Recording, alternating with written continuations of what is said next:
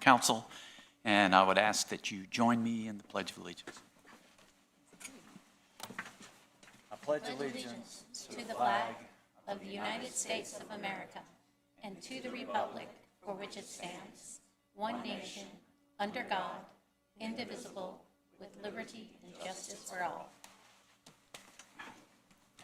First order of business is to adopt the agenda. Do I have a motion to do so? So moved. There's a motion. Second. And the second. Discussion. All in favor, please say aye. Aye. Any opposed? Motion carries unanimously. We now move to recognitions, reports, and presentations. Our only item tonight is recognizing A-shift firefighters, and I'll recognize Interim Town Manager Russ Overton for this recognition. Thank you, Mayor. Would the firefighters from A-shift please stand and be recognized?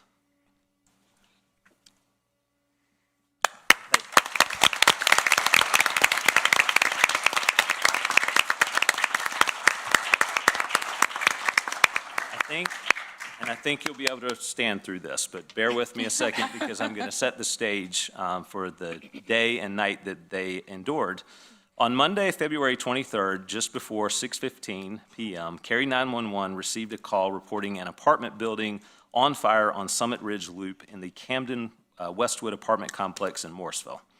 In addition to Morrisville fire units, and an Apex unit, 8 Cary fire engines, 3 Cary ladders, 1 Cary rescue, and 2 Cary battalion chiefs responded to this 3-alarm fire.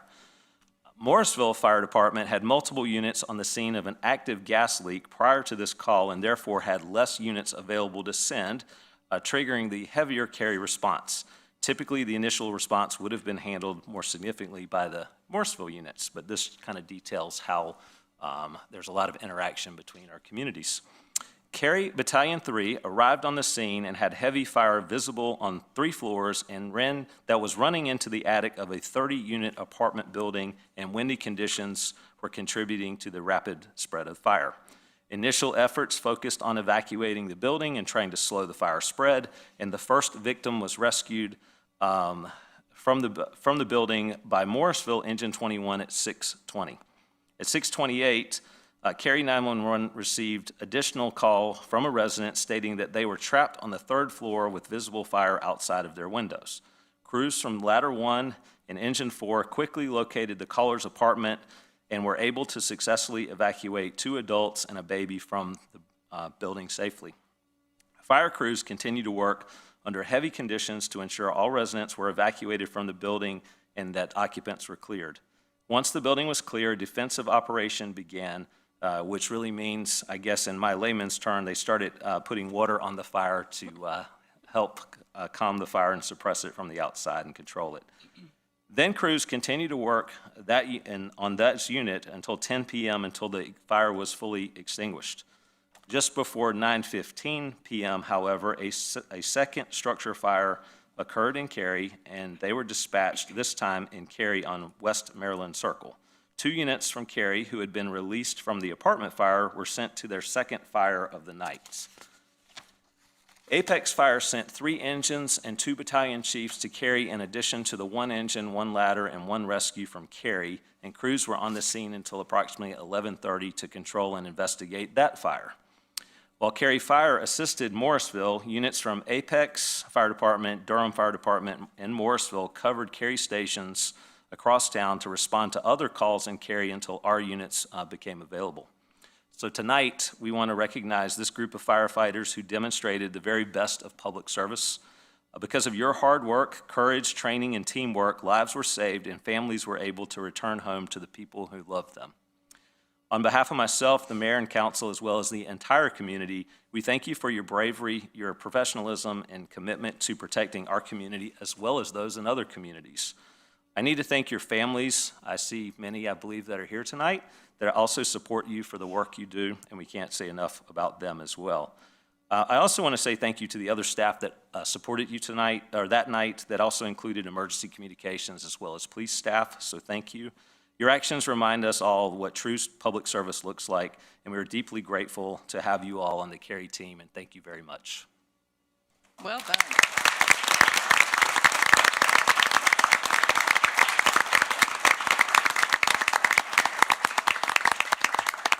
We're so blessed and grateful for each and every one of you. Thank you for what you do. So next, we move to Public Speaks Out. We've included instructions for speaking at this forum online and on the printed agenda. There were 3 opportunities to participate in Public Speaks Out, through written comments, by calling in this evening, or by being here in person tonight.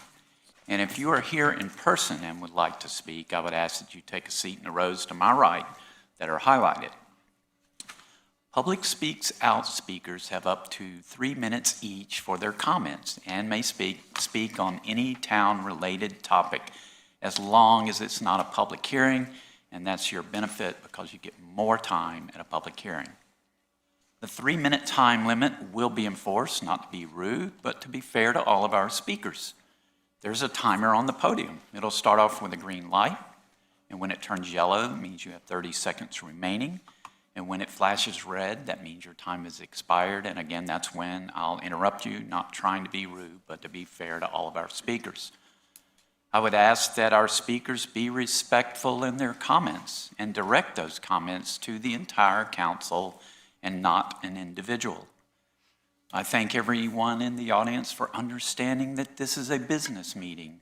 And please respect that this is a business meeting by not applauding, making remarks from your seats, using props, or doing anything else that may distract from the business meeting. So now is the time for Public Speaks Out. And first I'll call on our clerk to read any written comments and call on any registered speakers. We had 2 written comments, and these have been emailed to council prior to the meeting, provided to council upon arrival, and attached to the online agenda for accessibility. We had 3 registered speakers. Our first one is Mara Dorrell, followed by Worth Mills, and our 3rd registered speaker is Hannah Williams.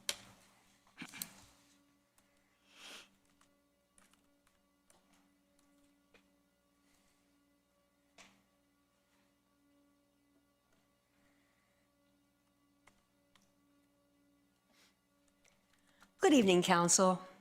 My name is Marla Durrell, and I'm speaking to you tonight as the president of Kids Together, the nonprofit organization that supports Cary's Kids Together playground.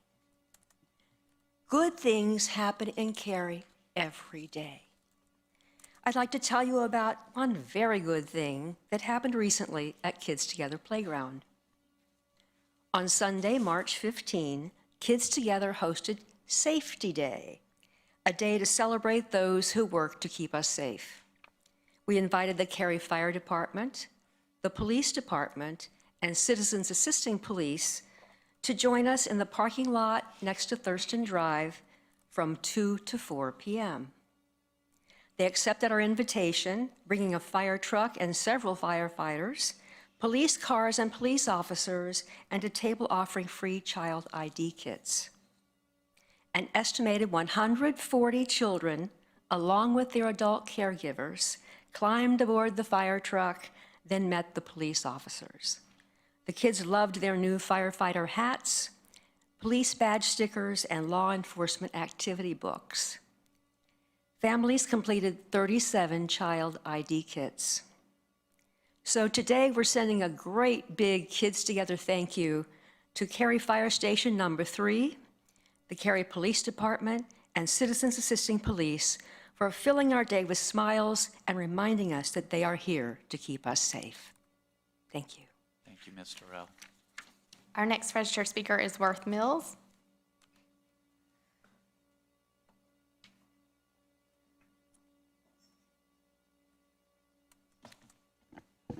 Good evening, Mayor and members of council. Worth Mills with Longleaf Law Partners, speaking on behalf of Gala Investments LLC as it relates to the Pittard Sears rezoning REZ-2505. I wanted to thank our adjacent neighbors and the community leaders for their engagement and their participation throughout the rezoning process. And also thanks to the Planning Department for their help through the many submittals that we've made along the way. The last time that we were before this council, our rezoning was for a TRCU zoning and would allow for lot sizes between 6,500 and 8,000 square feet for a total of 24 homes. After that town council meeting, we then revised our application to request an R8 conditional zoning, which will require all of those lots to be at least 8,000 square feet in size, and we reduced the number of homes from 24 to 23, which brings us to 1.8 dwelling units an acre gross density. We think that this update is more compatible with the Sequoia Creek lot size, which is immediately to our northeast. And this update furthers the Chatham County Cary Joint Land Use Plan, which calls for sort of a gentle density increase moving from east to west. Just for perspective, Sequoia Creek has a gross density of 2 units an acre. This project would be 1.8 units per acre, and Dunhill Estates, which is to our west, has a gross density of 1.4 units an acre. Some other things that I'd like to highlight is the new pedestrian connection across Pittard Sears to the existing multi-use path. That will connect O'Kelly Chapel Road and the American Tobacco Trail. We're really excited about that. We have offered wider bike lanes along Pittard Sears for pedestrian safety, and offered that each home have a 2-car garage that is wired with EV charging stations. And lastly, the Planning and Zoning Board recommended approval of this case last month, 8-1. For these reasons, we think the request is reasonable and in the public interest, and we would respectfully request that this council approve both the rezoning and associated annexation this evening. We are here, our full team is here if you have any questions, but again, thank you for your time this evening. Thank you, Ms. Mills. Our next registered speaker is Kenneth Williams.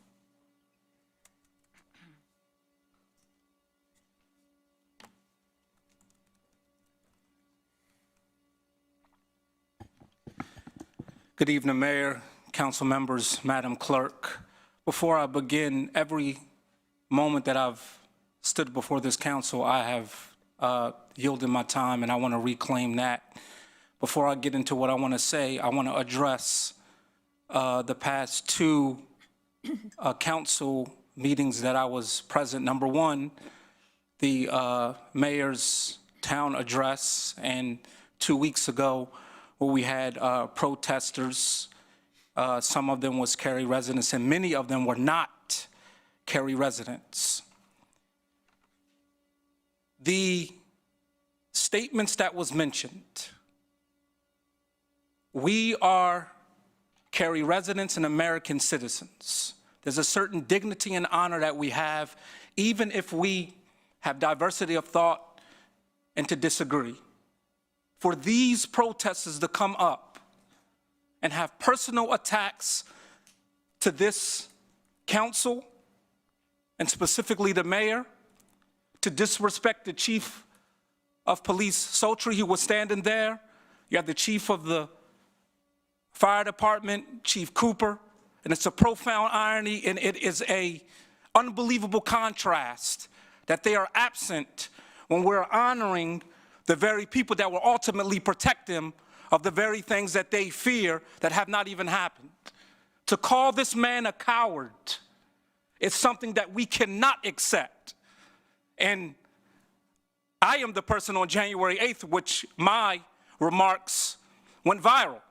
So this is not me speaking up as a lawyer to this particular council and mayor. But that type of behavior can never, ever be accepted for residents of Cary. And I'm going to say what I've already submitted for the record in my email and my statements when it comes to ICE, my official statements that I have sent to this council, being the fact that you're not a coward. You have a family that watches this. You are a lifetime Cary resident. You're a husband, you're a father, probably a grandfather. For that statement to be made, it's something that is well beyond the scopes of disagreeing, and it takes the individual to a point where it's just completely unacceptable. And that's not what Cary is about, because the individual may not, they're asking you to do something. They should be contacting Deborah Ross and Valerie Fucci. They are their federal elected officials who represent them in Congress. So on a lighter note, I do want to mention the fact that you can start my time, and I appreciate that as well, that I want to talk, Cary is growing, of course, at 1%. We're going to get 200, we're going to get to 250,000. I have to interrupt. Just, I'll say this last statement, but I want to make sure that the water supply, when we get to 250,000, do we have a succession plan for when that water supply gets to 250,000, that's, I guess, 3 decades? Do we have a succession plan for that? Thank you very much. Thank you, Mr. Williams. No additional registered speakers. If you're here in the audience and would like to speak this evening on anything that's not a public hearing, you're welcome to do so at this time. Anyone else to speak? Okay, we'll close Public Speaks Out and move on to the consent agenda. For the benefit of people watching our meeting, streaming or on TV, I'll take a moment to review our consent agenda items. Please keep in mind that one vote approves all of these items. We have 25 REZ08, which is 8732 Green Level Church Road, statement of consistency and calling for a public hearing. 26A01 Macedonia Place minutes. Would council members like either of these pulled for discussion? If not, I would entertain a motion to approve the consent agenda. Motion to approve. Second. There's a motion and a second. Discussion. All in favor, please say aye. Aye. Any opposed? Motion carries unanimously. We now move to public hearings. Same rules apply for public hearings that apply for Public Speaks Out, with one exception. Speakers now have 5 minutes each for their comments. Our only public hearing this evening is 5.1, Act 40 Land Development Ordinance Amendment, and Assistant Development Services Director Rob Wilson will introduce the item, and council will not take action on this rezoning, on this LDO amendment tonight, but it will be referred to our Planning and Zoning Board for their review and recommendation, and will return to council at a future date. Mr. Wilson. Good evening, Mayor and Council. On behalf of staff, I'm pleased to share our recommended Act 40 amendments to the Land Development Ordinance. As a refresher, I'll start by noting our amendment process is rooted in the Imagine Cary Community Plan, which articulates the town's vision and values and charts a course for Cary's desired future. The plan's vision, to remain a premier community where residents can live, work, and play, is what the Land Development Ordinance, or LDO, is designed to implement and achieve. To stay consistent with state law and continue aligning ordinances with the Imagine Cary vision, the LDO requires ongoing updates. We call these updates acts, which is short for actions. Acts fall into two categories: those that address legally required changes, process improvements, or technical updates, and those that implement a policy or plan initiative. Each time we bring an act forward, we reference the Imagine Cary Community Plan for guidance. The amendments proposed tonight include both types. Act amendments follow an established process. They start with an idea or a need that's followed by staff research and analysis. Those topics that staff believes merit consideration are scheduled for a public hearing, after which they go to Planning and Zoning Board for a recommendation and then return to Council for consideration. Our agenda this evening includes 3 proposed amendments: a legal update regarding waiting periods, a process update regarding inactive applications, and a policy initiative regarding retaining walls. Our first proposed amendment stems from an action the North Carolina General Assembly took last year. They amended the state statutes to prohibit local governments from requiring applicants to wait a set period of time before refiling applications that were previously denied or withdrawn. Examples of these types of applications include rezonings, ordinance amendments, and development-related applications. The change is likely most impactful to rezonings. The proposed amendment would remove the LDO's 1-year waiting period for a subsequent application for the rezoning of a property that's approved, denied, or withdrawn. As a result, Council may find itself considering repeat rezoning requests for the same property sooner than is currently allowed under Cary's regulations. It's important to note that this change does not update our process, so any new rezoning application will still be required to start at the beginning of the process and meet all procedural requirements, including holding a neighborhood meeting and undergoing staff review, participating in a new council public hearing, and going to the Planning and Zoning Board for a recommendation. Next, we'll talk about item B, inactive applications, which is a process update.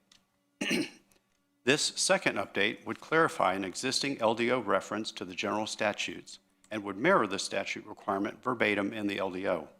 This approach clarifies the rule, making it more user-friendly. Next, we'll talk about the final and most substantial Act 40 amendment, retaining walls. As you know, to further the Imagine Cary Community Plan's vision of high-quality development, many aspects of Cary's design standards are relatively stringent. However, Cary's current LDO standards for retaining walls are not consistently achieving these same high-quality outcomes and are relatively less restrictive than regional peer communities. This amendment proposes to update the ordinance by limiting all retaining walls to 6 feet in height and expanding material and landscaping requirements. Before reviewing our proposed changes, though, let me share how we got here. Cary's LDO includes a variety of regulations related to retaining walls. Retaining walls located in stormwater facilities have the most standards, including a height limitation of 6 feet and detailed requirements regarding the materials and appearance of the walls. Outside of stormwater facilities, lots with detached dwellings and similar residential uses currently have a maximum wall height of 8 feet within applicable setbacks. These walls are not subject to materials or aesthetic appearance requirements. And non-residential and multifamily land uses do not have any height or aesthetic requirements for retaining walls located outside of stormwater facilities. As a result, taller walls with aesthetically monolithic appearance may be constructed in these developments. So the result of our current requirements is that Cary's most attractive retaining walls are located in our stormwater facilities.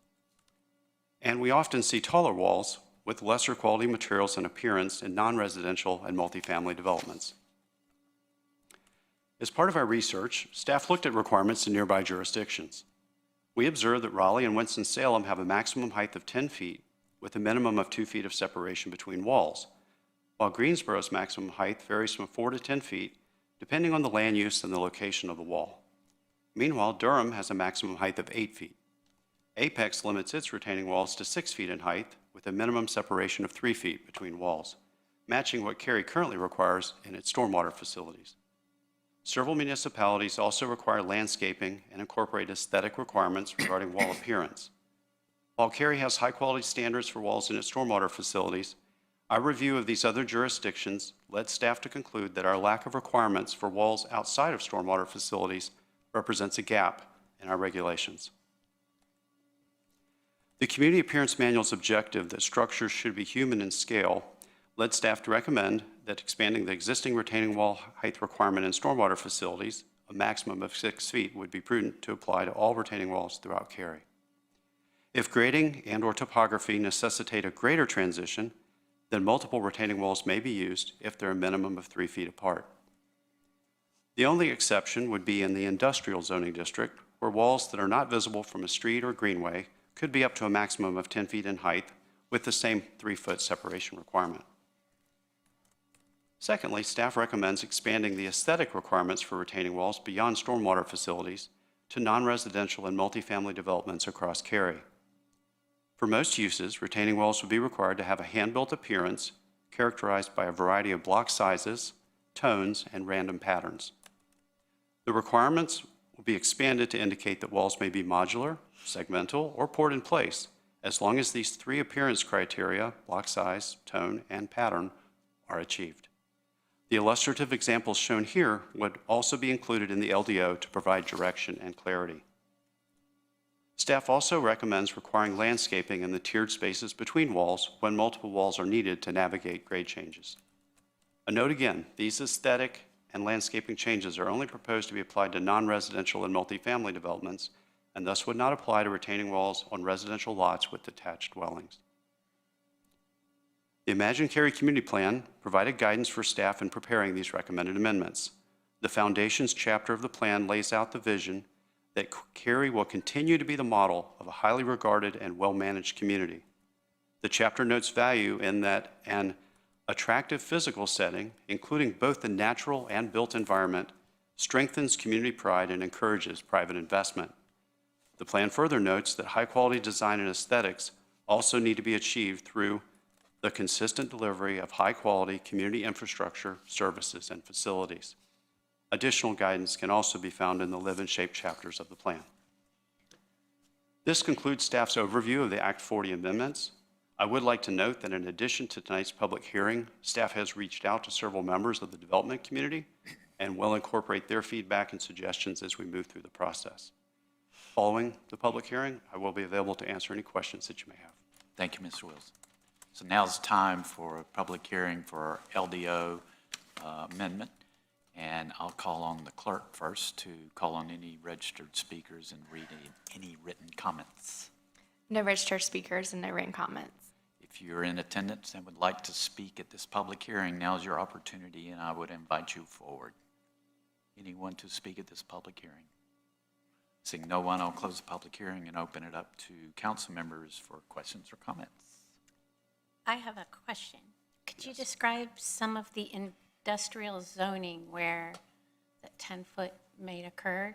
Are you talking about office institutional or like the short industrial areas maybe west of 55? The true industrial areas, not office, so this would be like more warehouse, manufacturing. So can you tell me, I'm remembering a great big wall by Parkside Town Commons. Mm-hmm. So what is the impact on development? I think that wall might be 30 feet, if that's right? Yes, by the apartments, By the apartments? yes. So would that be 5 tiers with 3 feet in between? If it's 30 feet, yes, 5 tiers of 6 feet with 3 feet in between.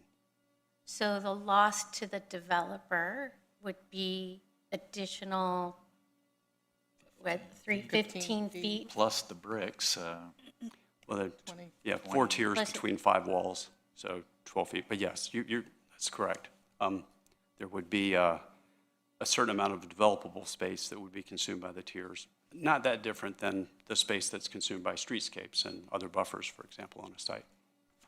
So going down this road, so they'd have the streetscape, whatever requirement that might be, 30 feet, then they'd have this extra 15 feet associated with it as well. Have we heard back from any development? I mean, I think it looks much better. I remember we were talking about what we could do to scale it, to put plantings, to make it feel more human scale, but have we not received any feedback yet? We have not received any feedback yet, but we do expect that we'll receive feedback as we move through the process, and we'll Okay. incorporate that and share that, with the Planning and Zoning Board. And as we return to council, we'll add those items as attachments to the staff report. Okay, thank you. So you generated a thought in my head. So if you have a site plan that includes the retaining wall and you redevelop that building or do something with that building, are you now required to come up to code and change that retaining wall? Well, you get into the, depends on what type of changes are being proposed, Okay. So if it's a tear down, rebuild, probably. yes. But But if you're it's a just. making- modification, Right, then we would let them remain in their existing condition. I have one other question. Why does this new standard not apply, the retaining wall standard does not apply to detached residential? The aesthetic and landscaping requirements would not apply. We're not recommending that the additional cost that might be associated with those features Sure. would not be, we wouldn't burden detached homeowners with those expenses. With those requirements, but But does the height? the height would apply to them. Exactly what I was looking for, thank you. Appreciate it. other questions? I think the question that Lori asked, I was like, What's your name? I'm already on spring break. What's her face? Well, I was going to try to call you Something else. something else, yeah. It was a nice something else. So I was just thinking, I was going to ask you if you could speak about how in line these recommendations would be with what's already typically happening. So the question that you asked was helpful to kind of think of scenarios. And I was thinking, would it be cost prohibitive? And so, just getting additional feedback from developers that, could be affected. I remember the Harris Teeter at, is that Maynard, the new, and that was a significant discussion way back when, because I think that's a 20-foot, maybe, it seems, when you're short, when you're 5 foot, everything looks 20 feet, but it's quite tall. And I know we had a discussion about that and wanted it to be screened in some way. And I wonder if that would have been a usable development if they had to go back, 3 feet in between, go up 6 feet, go 3 back, and then another 6 feet, because that was quite large. So that would be a significant investment. Although at the same point, it would look much better from the street. What would be the process for a developer who says, I don't really want to do that? Or is that during rezoning, or is that done at site plan?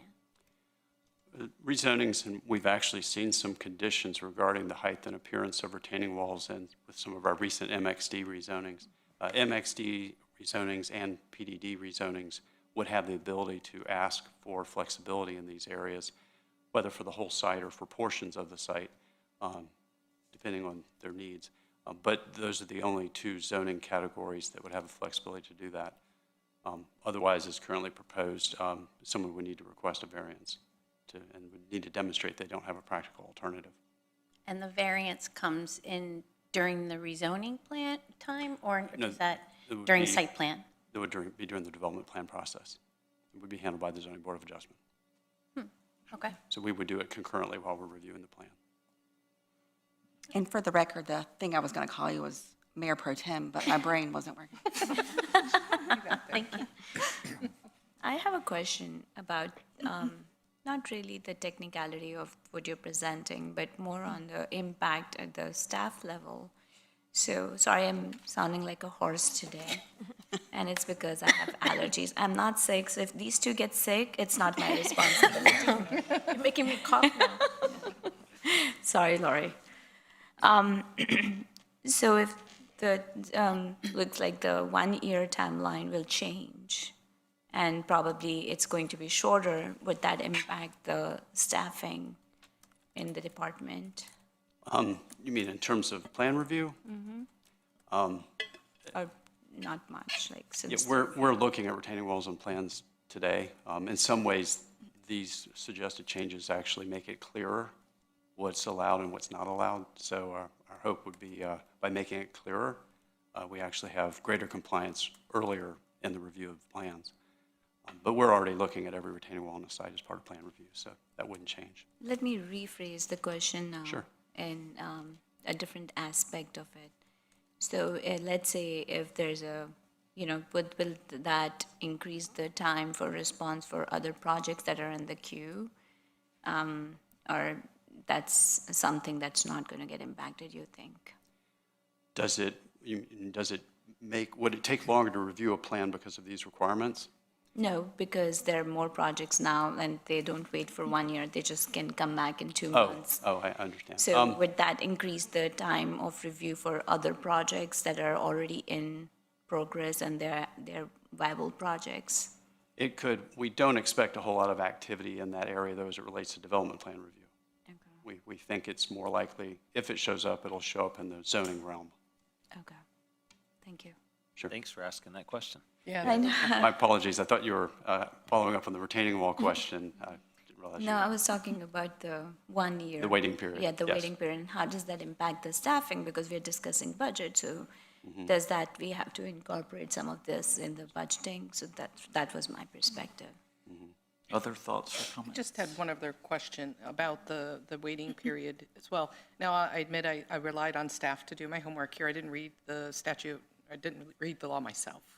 And so what I want to understand is it limited to altering or amending our ability to have waiting periods just on these 3 things listed here in the staff report? Or was it broad language where we might have to make other changes and there might be other things that this law applies to?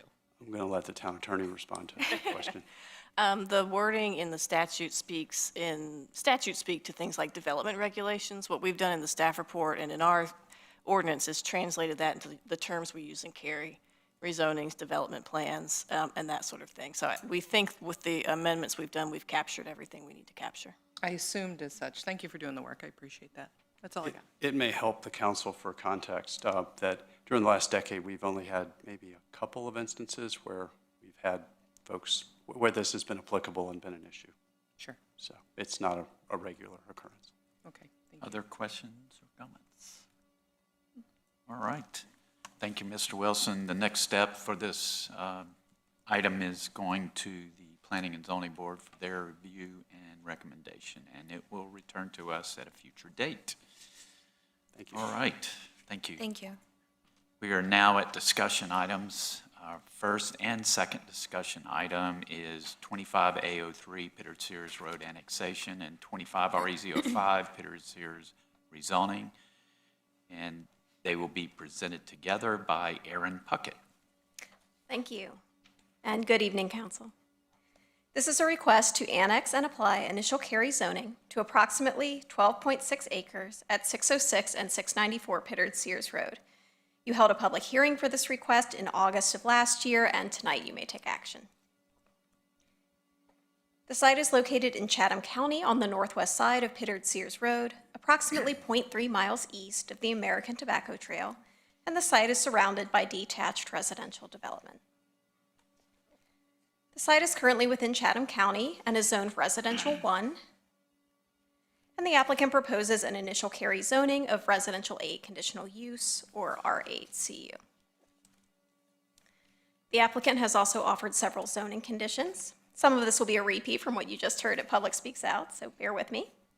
They've offered limiting development of the site to a maximum of 23 detached dwellings, which is about 1.8 units per acre, ensuring the lot size will be calculated exclusive of stream buffers, which would otherwise be allowed by the North Carolina general statutes, providing a 2-car garage for each unit and wiring each garage for future electric vehicle charging, ensuring all perimeter buffers will be within common open space, increasing the required site frontage improvements to accommodate a 5-foot wide bike lane, removing the temporary turnaround to the north on Batasso Drive, as that street will now connect into the site, and installing a mid-block pedestrian crossing to include a rectangular rapid flashing beacon, or RRFB.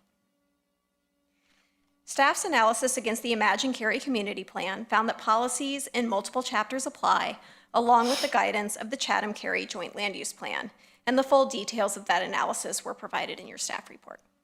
As seen on this slide, the site is within the low-density residential area of the Chatham-Cary Joint Planning Area. These areas recommend a maximum density of 2 units per acre, and as previously mentioned, this request proposes 1.8 units per acre. The plan also underscores the importance of transitions within these areas, and in this case, the request proposes lot sizes and a density generally consistent with those northeast of the site and somewhat denser than development to the west. There has been significant public feedback throughout this rezoning, which I will briefly summarize, and again, more details were provided in the report. A neighborhood meeting was held in June of last year, and 72 members of the public attended. A public hearing was then held in August, at which there were 5 written comments and 5 speakers. Questions and concerns voiced during both of these meetings included concerns about traffic, including site access, bicycle and pedestrian safety, and connections to adjacent developments, concerns around drainage, loss of open space and tree canopy, and overall concerns with the proposed lot size and density. I do also want to note that at the time of the neighborhood meeting and the subsequent public hearing, the proposed zoning district was transitional residential conditional use, with smaller lot sizes than would be allowed under the current request, which is residential 8 conditional use. Following the neighborhood meeting and public hearing, staff also received a number of emails from area residents, and we also met with members of the Dunhill HOA. Prior to this evening's meeting, staff was also made aware that questions have come up regarding an adjacent parcel to the west of this rezoning assemblage. This parcel is outside of Cary's jurisdiction and would need to be annexed and rezoned to a Cary zoning district in order for it to be used for any improvement or additional lots associated with this project. And at this time, we have not received an application for this parcel. Following the public hearing, the applicant changed their request from TRCU to R8CU, which guarantees a minimum lot size of 8,000 square feet. Previously, with the TRCU request, the applicant had offered a minimum lot size of 6,500 feet. The maximum number of lots was also reduced by 1. The Planning and Zoning Board reviewed this request at their February meeting.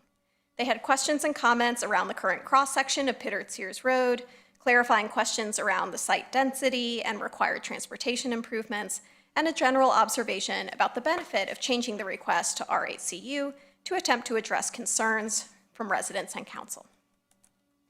And the board found the request consistent with the plan by a vote of 8-1. The one member voting against consistency did not specifically state the reason for his vote, but generally expressed concerns about the inconsistent Pittard-Sears Road improvements.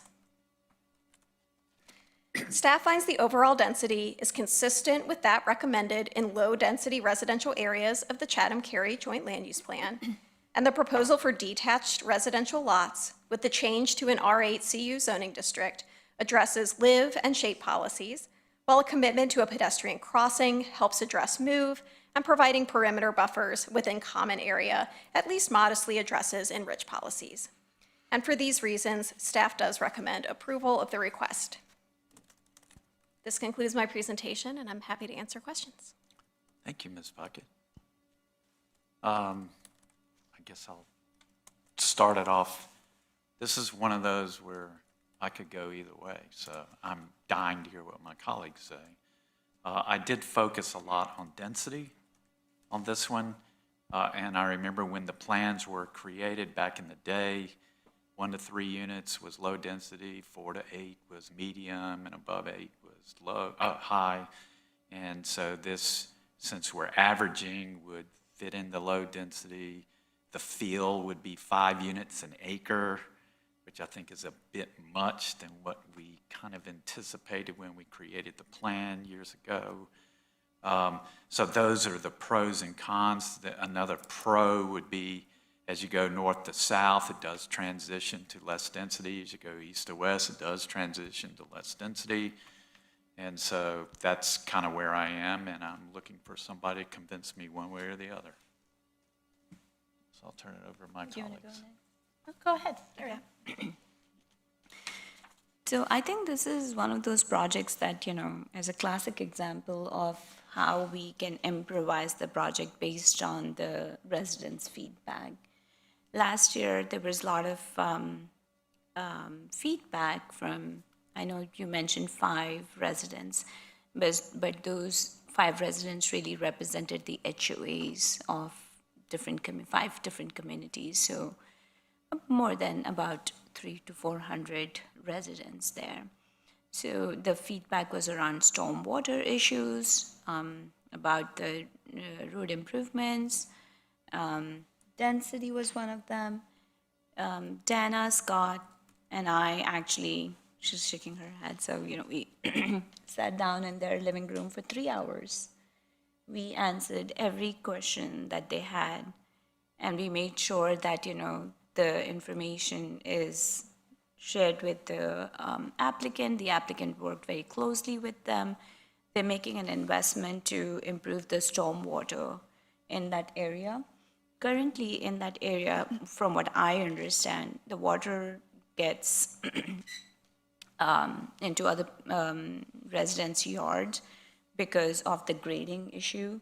So the applicant actually bought this parcel, 2.5 acres, just to build the stormwater pond. It's not, I understand it's not part of this application, but that was the plan that was discussed with me. So this is going to address the stormwater issues in this entire area. And I feel like the way they're planning to build the stormwater by the road, with the gutters, the water will flow from when it rains into those gutters. So it's a win-win for that area. In my view, yes, I feel like the density could be one of the things. But then I was on the call with all those people and the applicant on Wednesday, and the applicant shared the project and, whatever improvements they're going to make. One of the things, Mayor, based on your advice, I did get on the call and I did offer them that if they have any questions and they want to verify anything, the residents can come back to our department, planning and zoning, and in case if they want to verify anything. So I don't think you heard anything back from any resident, right, Ms. Puckett? We've not heard anything in advance of this meeting. No. Okay. So I didn't hear any negative feeling on that call on Wednesday morning. I felt that there are a lot of positives with this project. For that area, it's going to improve the stormwater. I'm just concerned about one thing which is not directly related to this project, is the traffic study that needs to be done. As per the residents that spoke in our last meeting, one of the concerns was that they're not able to make a left turn from O'Kelly Chapel on Pittard Street, but that's really not related to this project. It's a general feedback that we have to do a traffic study. I haven't seen that, but I will not hold that against this project. That's where I am. Lori? Sure. Well, first off, I was not at the first public hearing, but got an opportunity to watch the Planning and Zoning Board and watch the public hearing. And as I was sitting there, I was thinking, wow, I don't understand why this is TRCU. So I really commend the applicant for listening, engaging, and acting to change it from TRCU to R8, because I think while I watched my fellow council members look at it and deliberate, that seemed to be of great concern to everyone. So I appreciate that they're all a minimum of 8,000 square foot lots. I was also really excited about the 2-car garages with the wiring for EV charging, but really for me, it's about the 5-foot bike lane. Anyone who rides bikes, our current minimum, I believe, is 4 feet. And then we take advantage of that area by the curb, and so it kind of feels like 5 feet. But having 5 feet plus the curb, I really hope, and I can't remember in the bike plan if there's a recommendation to move to 5 feet. Hopefully there is. But that really makes people feel a lot more safe. And although there were some concerns by some of the homeowners that they were concerned about the bike lane there, I really think that extra foot plus the curb and gutter is going to make residents feel much more comfortable to use it. So it feels a little bit more dense, but I think being at a minimum of 8,000, similar to the other neighboring communities, is it absolutely perfect? No, but I would be afraid that good would get in the way, or perfect would get in the way of good? Yeah, Yes, yeah. yeah. So, so I'm at this point with the pedestrian crossing that I feel comfortable supporting this. Mayor, if you'll allow me, I'll just piggyback on Lori's comments because mine are so similar. You've asked for some compelling arguments, and so I feel the same way.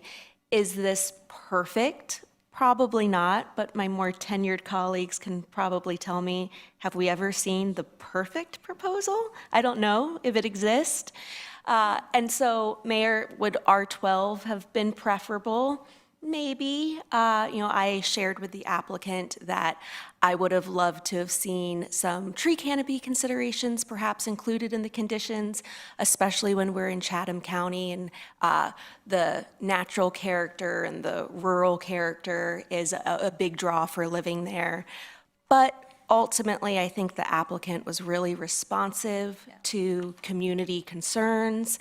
I think changing the zoning request and going to R8, bumping up that minimum lot size, speaking to the drainage concerns, single family here wedged in between single family is a natural use for this area. And so for me, it might come short of perfect, like most proposals, if not all of them, but it checks enough boxes that it makes sense to me for this parcel. Okay. Other comments? I would love to appreciate Councilwoman Bensel. She mentioned about the lot, that triangle parcel purchased by the applicant. That's really solve not only this neighborhood's stormwater system, drainage system issue, but also the around other neighborhoods. That's really like for the public interest. So I'm pretty like that, because in District C, stormwater system is really an issue. And in District D, I know more density, and because Cary has limited land, we don't have a lot of land to develop, so that's the compromises. And I think that applicant has invest more for the public interest, which I really like it. And like Mayor Pro Tem Bush, I remember that. About the bike lane, I like that too, especially it's 5 feet wide. At least 2 kids can ride together, right? So that's really a very good feature, especially also for the EV charging. I have electric cars, so that's, I don't have to, if I'm the resident, future resident, I don't have to pay more to install EV charger in my house. That's really cool. So other than that, I'm pretty like this project.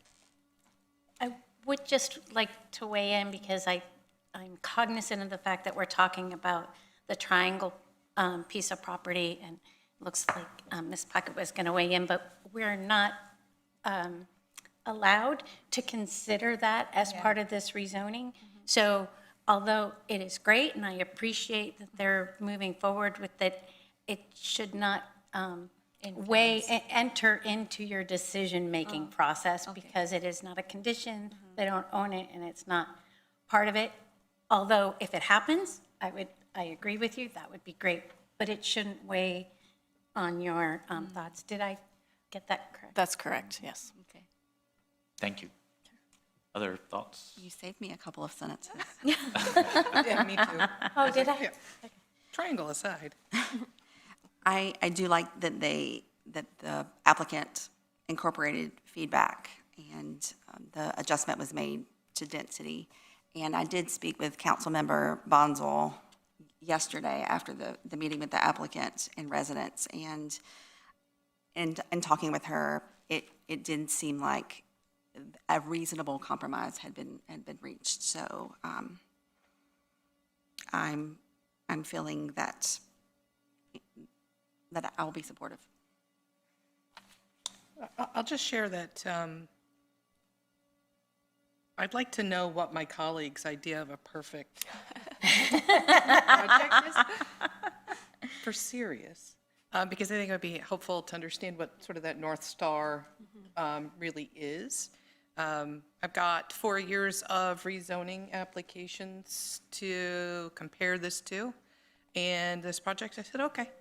Like I gotta say, I believe that when an applicant is responsive to the feedback from the neighbors and from council, that makes me see the project very positively. Yeah, And that is the case here, and that was one of the primary, with the project being, you know, a very reasonable transition. I hear this council for the last 4 years talk about transitions ad nauseum, for lack of a positive way to say it, but at every single one of these hearings, they talk about the transitions. This seems to really fit the spirit of what that really is, and really smart putting in the EV charging capability. I tell you what, I've got an electric car and I don't have wiring for my electric car, so it spends a lot of time on the drip charger at 1% an hour. So I wish that when I had remodeled my home, I wired it for EV. So I do notice it when it's there, and I'm like, I'm glad to see that included. Mayor, I'll just add one more thing here. I appreciate the comments and support for this project, but I will say that this is the first time I've worked so closely with our staff, and the commitment that Scott, Dana, and Ms. Puckett has shown towards the project. And it may seem as a small project, but I have seen them live in action, their patience, like they just sat there and they're like, bring it on. They will answer every question, and I want to thank you for that, because I know for us it's probably an project, but for them, for those residents, it's their daily lives and how this project will impact it. And I've seen you work very, very hard with patience, and I want to thank you for that. So the answer to the perfect question, there are 7 different definitions of what perfect is. But I think we're ready for a motion. It sounds pretty positive, so I won't have to say, hey, a show of hands. I think this is going to be pretty easy. So I'd ask for a motion for the Can I annex. put the motion? Please. Okay. This is my first time. So I move that we adopt the following documents attached to the online agenda: annexation ordinance for 25A03, the statement of consistency for 25REZ05, and rezoning ordinance 25REZ05. Second? There's a motion and a second. Second. Discussion. All in favor, please say aye. Aye. Any opposed? Motion carries unanimously. Thank you, Ms. Puckett. Thank you. Our last discussion item is fiscal year 2026 street improvements project bid award. Transportation engineer manager David Spencer will present the item, and council may take action. Mr. Spencer. Thank you, Mayor. Good evening, and good evening, council. I'm excited to bring forward the construction bid award for the FY26 street improvement project. The reason I'm excited is we weren't able to do this project last year due to managing our budget constraints. So awarding this project for this year does recommence our investment in our transportation network. So I know it's often easy to think about this as simply a resurfacing project, but the improvements that are provided with this program are so much more than that. For example, with every project, existing pedestrian curb ramps are upgraded to meet accessibility requirements. We also consider areas where rejuvenator can be used to help preserve and extend the life of the asphalt surface, and this obviously leads to improvements in maintenance costs. Also, as a Vision Zero community, safety improvements are considered, such as upgrading our existing pavement markings to meet current standards.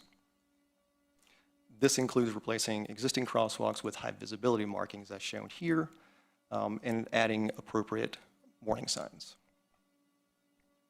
And finally, multimodal devices, including rectangular rapid flashing beacons like we heard recently, can be provided as a part of this project. These are used to help enhance visibility for those pedestrians that will be crossing our streets. Our annual pavement condition survey is used to score our streets. Every year, we review all 525 miles of Cary-owned streets, and we rate them on a scale from 0, which means very poor, to 100, which is very good. The streets are rated based on their condition and take into account defects that you commonly see, like rutting and cracking. In addition to the condition of the asphalt, we also collect data on those pavement markings, the signs, and the curb ramps, and we use that to help us make our decisions on which locations will be selected. So about 10 years ago, Cary established neighborhood paving groups, seen here in blue, to begin selecting streets through the neighborhood approach. The goal of the neighborhood approach is to identify paving groups with streets rated in very poor condition, as well as the nearby neighborhood streets that are rated as poor. The benefits of this approach include reduced mobilization for our contractors, which does lead to the lower bid prices. It also minimizes the recurring disruption within the neighborhood, results in a better aesthetic for our streets, and prevents construction traffic on freshly paved streets in subsequent years. The FY26 projects have identified over 10 miles of streets to be improved. The selected paving groups include Stonewater, Copperleaf, McDonald Woods, Wren Drive, and East Chatham Street in downtown. We've received bids from 4 contractors at our February 26 bid opening. Those were from Turner Asphalt, Blythe Construction, Cardinal Civil Contracting, and the Fred Smith Company. Due to pricing discrepancies in their line items, though, Turner Asphalt had to make the tough decision to rescind their bid, which resulted in Blythe Construction as the lowest responsible bidder, coming in at a cost at around $4.5 million. I'm also happy to say these bids came in within budget and under our engineering estimates. If council takes action tonight to approve the bid award, our next steps will include executing our construction agreements and contracts, complete a communication plan with our 311 staff, begin public outreach to directly notify residents who will be impacted by the project, and then start construction at the beginning of summer of this year. So with that said, staff recommends council award the FY26 street improvement project to Blythe Construction for a cost of $4,565,648.65. I'm happy to answer any questions you have. Thank you. Thank you, Mr. Spencer. My colleagues know I geek out on this stuff, so I'll go ahead and do my geek out stuff real quick, and then open it up to my colleagues. For those that don't know, all your major streets or thoroughfares are mostly DOT. They have a different level of that 0 to 100. They're somewhere in the 60s, which means they're okay with cracking and potholes. And Cary roads are in better shape. They're in the 70s, mid-70s. And there's a benefit not only to having better roads to ride on, but it's better economically too, because as you wait, it doesn't get linearly worse, it gets exponentially worse. So as you wait, and it, what we call slips category, it's exponentially, I can't say that word today, exponentially more expensive.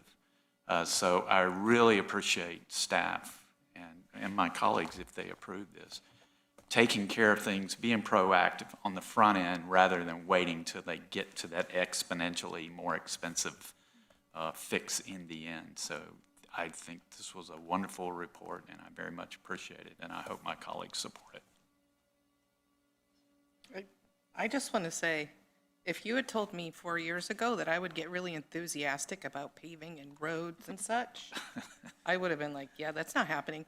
But really and truly, believe it or not, you started talking about it with zeal, and I was like, well, this is interesting. And so I really did start learning about this and really understanding.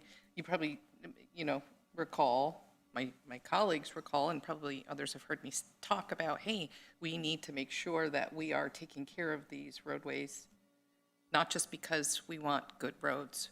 It really is, I believe, a fiscally responsible approach to invest in them before the fixing of the streets becomes absurdly expensive. Instead, it's just moderately expensive. But one of the questions I have about this, when I see that bid, I just learned in a work session, the price of rebar has gone down. Also weirdly excited about that. What, if any, effect would an increase in the cost of the materials used in these projects? How would that affect this bid award?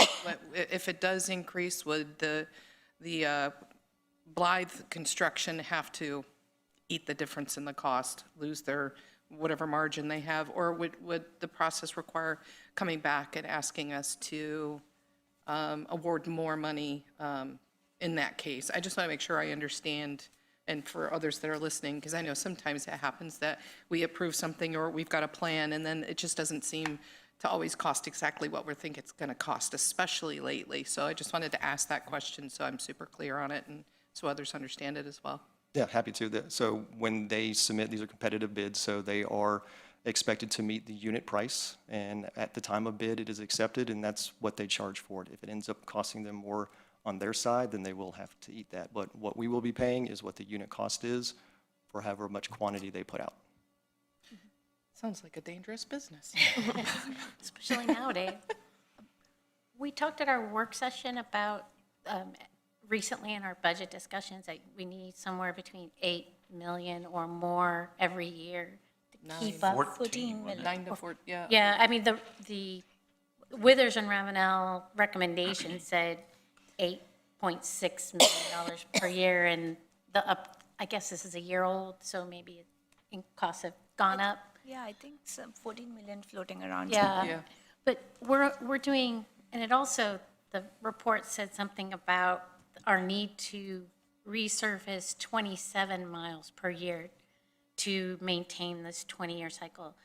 Does that mean you'll be coming back with more in the, in the next few months, or what does that look like to keep up to that recommended number? So the numbers you were mentioning before, there's a rule of thumb on like the recommended amount of maintenance for that, and that was the $8 million. The $14 million comes from a lot of the analytics that is run with all the data to keep the pavement ratings where we want them to be. So a lot of that is to improve it, to get it back to where we were wanting it to be. So that's where some of the discrepancies might be.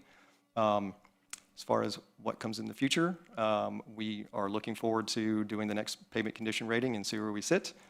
And that, again, hopefully with the consultant that we'll end up selecting, they'll give us some more recommendations on how much we can handle going forward and where that puts our future pavement rating. Okay, and just since he already got a chance to geek out, when it comes to the pavement rating, are we using technology on our, trash trucks and stuff like that to do it so that we don't have to hire a company to do it for us? Yeah, one of the acceptable methods is to have someone who's trained in identifying what the condition looks like, and they give it a score themselves. There is an established metric for how they do that, but right now we are using human eyes.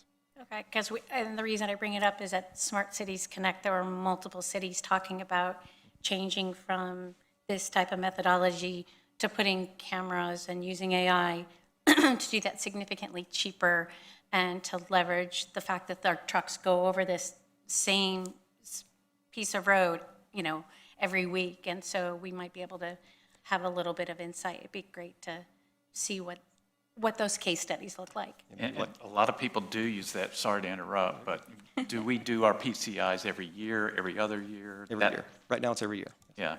And so when you're doing them that often, it makes sense to do more cameras. We did talk about that, Councilmember Bush, and I believe it was tried to stand up, and it was not done, and I don't believe the resources were put to it, or we've had a discussion about how much it might cost to stand it up on an initial cost. And I agree, it could be cheaper in the long run. So maybe a future discussion. Yeah, it might be worth checking out to see what other municipalities are doing and what the pros and cons are.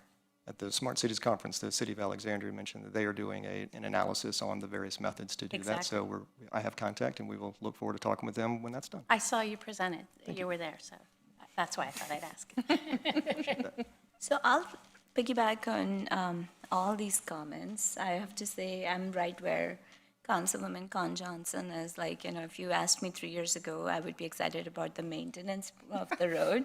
I would not know what that means, but, thank you, Mayor. You have been educating us and kind of showing us why it is important. We have an expert on the team, which makes life easier. In my campaign, one of the things that I really was passionate about was keeping the infrastructure, maintaining the infrastructure with the growth. And I think that's very important. But what in my view, that meant was that building new roads, making sure we're making road improvements as we expect, the growth in the district, in my district especially, because it's the fastest growing right now. But I think you taught me the importance of maintaining it and why it is important. And the more we push this, the more expensive it becomes and the wear and tear becomes like a little bit more difficult. So this is such an easy one to get behind. And I think, I would not have a problem even in future to talk about what other roads require maintenance. And I think we need to, as Cary, have and I think Mayor Pro Tem mentioned this in the work session, that we as Cary have to understand what is a threshold that we need. And, kind of make sure that we're putting investment. And I'm very impressed by Councilwoman Wong. She mentioned during quarterly that, those are basic things that we should not compromise on. These are the basic, stuff that we have to keep up with and we have to maintain. And, I love that made an impact on me, because as we're thinking about how we're growing, I think we cannot lose sight of what exists. So I'm pretty happy with this. I love hearing this, because hearing from other municipalities, I can say some in the state have a huge backlog because they don't fund their maintenance. yeah. And it becomes a real issue. Yeah. And not being there is exciting. Yeah. Well, I'll share too, just that I think the accessibility improvements I've noticed several of the intersections that have had work done downtown, how much more accessible they really are, and it does make a significant difference. So I'm just really glad that that's part of these projects, and we're not forgetting about not the middle of the road and the sides of the roads. I think it's great. I'm sorry. You go No, ahead. you're fine. I'll still get to say it. It's okay. Too much caffeine. I would support the street improvements regardless, but there's no surprise that some of these roads are in my district. When you're thinking about the neighborhoods aging and the roads, my neighborhood was one that was improved like 2-3 years ago, possibly. Sometimes it could have been 3 because I was on council. But, and so the ages of the neighborhoods are approximately the same. And one of these roads, I travel every day as I go to school. Many of my students live there, and it's time. I also just wanted to mention, because sometimes I think people, I feels like it's been clearly stated here that we're looking at the condition of the roads, and that's how we decide what to make improvements. I don't know how other communities do it. I hope that's the way other communities do it. But I wanted to point out an issue also that's important to me, is that it is an equitable process, because some of these neighborhoods that are being improved here are some of our lower income areas, and they deserve all of the same upgrades as other places. So I just thought that was important to mention, that these older neighborhoods don't have some of the upgrades that our newer neighborhoods that are being built today have, and District B's old. Mature. Sure. Senior community. To answer your questions, a lot of communities, I'll just use the phrase run to fail. And if you think about Kildare Farm Road, which I have to drive every day with the potholes, dodging them, and Tryon Road, have to dodge the potholes there, especially around Chick-fil-A, where I live. That is the mentality, and that's way down below 50, and that's when you're paying multiple times more than you would if you're just maintaining it at a higher level. So that is, again, a good reason for us to do this. But thanks for bringing that up. Other, I would love to share my experience because last year was for Brittany and Carissa.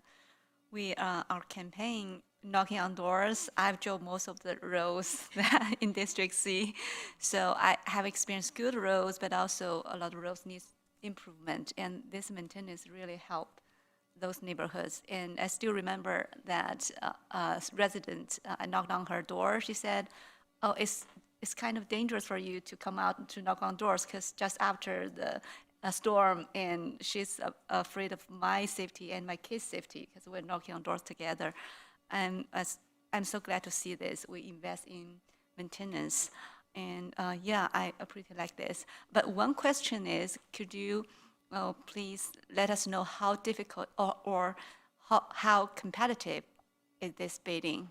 Because the public might be don't have any idea, or how those numbers come out. Is there 100 applications and we pick 4, or there are only 4, or what kind of process? It is usually competitive. We are bidding sort of outside of the time we would normally bid for a project like this. So there are a lot of contractors that are already they've got their season's worth. We're beginning the paving season now. They may have been under construction already. NCDOT does take in a lot of those contractors from us, but having 4 is great. We consider that to be completely as competitive as it needs to be, and most of those numbers were really close to one another too. Great, thank you. Brittany, anything to add? I think you've said it all, but I will commend Councilmember Craig for your comments on equity. I will say that was not a lens I was bringing to this, and I think that's fantastic to point that out. I just want to say my dad loves Cary roads. And the reason why he visits me from New Jersey is because he loves the roads, and then he loves the trails, and he likes to go on walks. So thank you for giving this opportunity, because my parents visit me because of that reason. Okay, sounds like we're ready for a motion. Well, I'll make a motion to award the FY 2026 street improvement project to Blythe Construction, Inc. for $4,565,648.65. One second. There's a motion and a second. Discussion? All in favor, please say aye. Aye. Any opposed? Motion carries unanimously. Thank you, Mr. Spencer. We now need a motion to go into closed session.